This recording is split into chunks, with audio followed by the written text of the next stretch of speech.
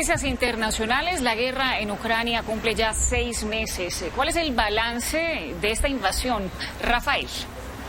Sandra, ¿qué tal? Muy buenos días. Efectivamente, mire, la saludo desde el epicentro de las noticias internacionales en nuestro sistema informativo de City TV, porque usted lo menciona, 6 meses se cumplen desde que Vladimir Putin dio la orden para que sus tropas invadieran el país vecino. Y desde entonces hemos estado reportando esto que ha estado en el centro de las noticias de todo el mundo. Vemos también en pantalla la portada del día siguiente de la invasión del periódico El Tiempo. Titulaba: "El mundo condena a Putin", que está a las puertas de Kiev, cuando se creía que estaban a muy pocas horas de que tomaran la capital de Ucrania. Y por supuesto, la foto de la portada es una mujer que resultó herida en unos bombardeos. Vamos a revisar también otras portadas, porque esto ha sido tema durante los últimos 6 meses. Portada también, informe especial del domingo 27 de febrero, el hombre que asusta al mundo. Y desde entonces hemos estado reportando todo este horror que se ha vivido en Ucrania. Vamos a revisar también algunas de las cifras. Sandra, usted me lo preguntaba por el balance. Vamos a ver aquí en pantalla los muertos en Ucrania.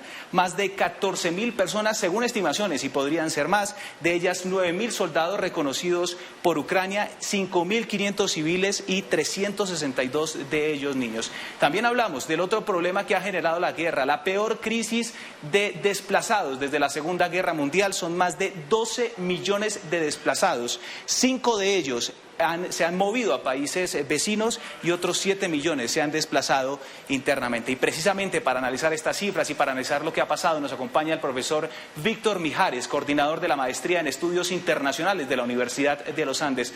Profesor, buenos días, gracias por este espacio. Y bueno, acabamos de ver estas cifras y pareciera que se ha estancado, los bombardeos se volvieron una cosa cotidiana en Ucrania. ¿Qué es lo que va a pasar? ¿Esto se va a seguir prolongando? Buenos días. Hola Rafael, ¿qué tal? ¿Cómo estás? Sí.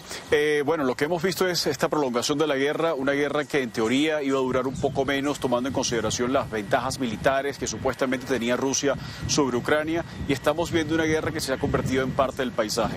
No quiere decir que sea una guerra que ya se haya rutinizado para la realidad europea. Hay un impacto económico importante, va a haber un impacto energético importante y un impacto humanitario importante que acabas de mencionar, pero sin duda la prolongación de esta guerra está generando entonces una nueva dinámica en el panorama no solamente de seguridad, sino político, económico y humano de Europa.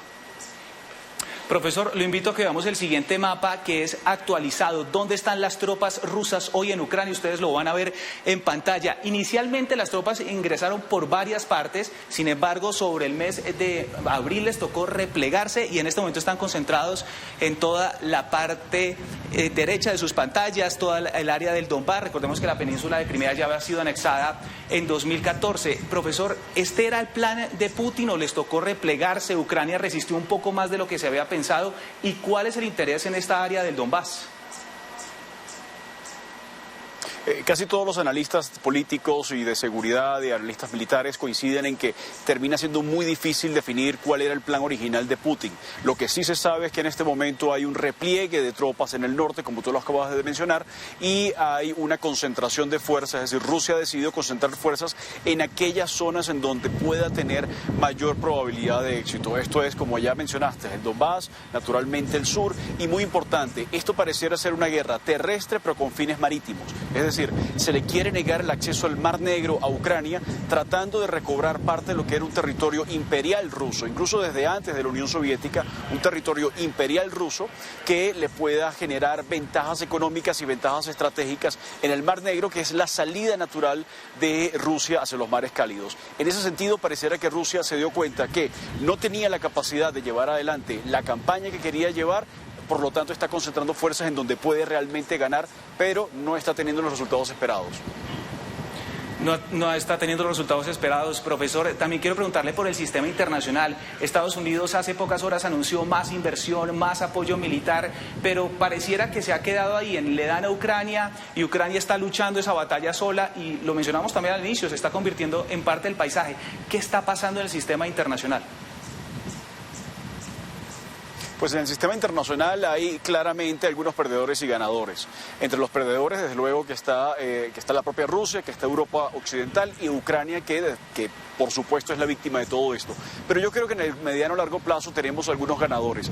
Uno de los ganadores es precisamente los Estados Unidos. Vemos que sí, que está invirtiendo mucho, que está gastando mucho. Ha invertido más de 30.000 millones de dólares solamente para ayudar militarmente a Ucrania. No puede intervenir directamente porque recordemos que Rusia es una potencia nuclear. Le agradezco y mando. Pero en ese contexto en particular, Rusia ha venido perdiendo terreno, Estados Unidos está ganando mayor influencia en Europa y muy probablemente China comience a tener mayor influencia sobre Rusia, con lo cual yo diría que los ganadores en el sistema internacional de esta guerra van a terminar siendo precisamente las dos grandes potencias, Estados Unidos y China. Es el profesor Víctor Mijares, coordinador de la Maestría en Estudios Internacionales de la Universidad de los Andes. Gracias, profesor. Siempre a la orden. Y precisamente hablando del apoyo internacional, esta mañana se refirió el secretario general de las Naciones Unidas y también el Papa Francisco pidiendo que esta guerra acabe.